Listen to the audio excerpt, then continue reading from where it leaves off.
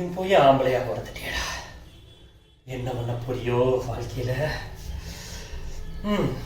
இந்த உலகத்துல பேசிக்கான ஹியூமன் எமோஷன்ஸ், வெக்கம், மானம், சூடு, சொரணை, ரோஷம், கோபம், இது எதுவுமே ஆம்பளையா பிறந்தவனுக்கு இருக்கக்கூடாது. தப்பே பண்ணலனாலும் சாரி சொல்லி பழகணும், வலிச்சாலும் சிரிச்சு பழகணும். குத்துனது கொண்டாட்டியா இருந்தா செத்தா கூட சொல்லக்கூடாது. அதான் பிரதர் செத்துட்டாங்கல்ல, அப்புறம் எப்படி சொல்லுவான்? சொல்லக்கூடாதுடா, சொல்லக்கூடாதுடா. பிறந்ததுலேருந்து வளர்ந்த வரைக்கும் அம்மா அப்பாவோட சந்தோஷம் தான் உன்னோட சந்தோஷம், அவங்களோட கடமை தான் உன்னோட லட்சியம்.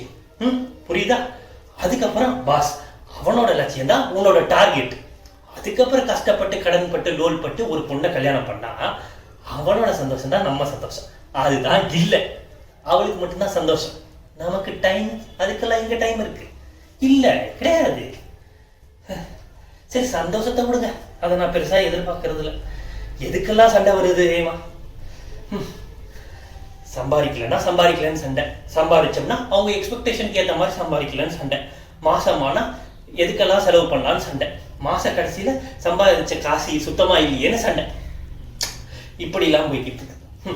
செலவு பண்ணலன்னா கஞ்சன்னு, செலவு பண்ணா ஏன் சேவிங்ஸ் பண்ணலன்னு, இன்வெஸ்ட்மெண்ட்டும் பண்ணுமா, இன்டர்நேஷனல் ட்ரிப்பும் போகணுமா, பர்சனல் டைமும் கொடுக்கணுமா, ப்ராப்பர்ட்டியும் வாங்கணுமா. இதுல எது முடியும் முடியாது, அவளுக்கு பிடிக்கும் பிடிக்காது தெரிஞ்சு புரிஞ்சு அவளுக்கு பண்றதுக்குள்ள ஒரே வார்த்தை, போயும் உன்னையா கல்யாணம் பண்ண அப்படிங்கிற அந்த ஒத்த வார்த்தையில மொத்த டிப்ரெஷனையும் தலையில ஏற்றுவாளே பாரு. முடியலடா. பிபியா? ஐயெல்லாம் இல்லை பிரதர், எனக்கு அது நார்மல் தான். போடு.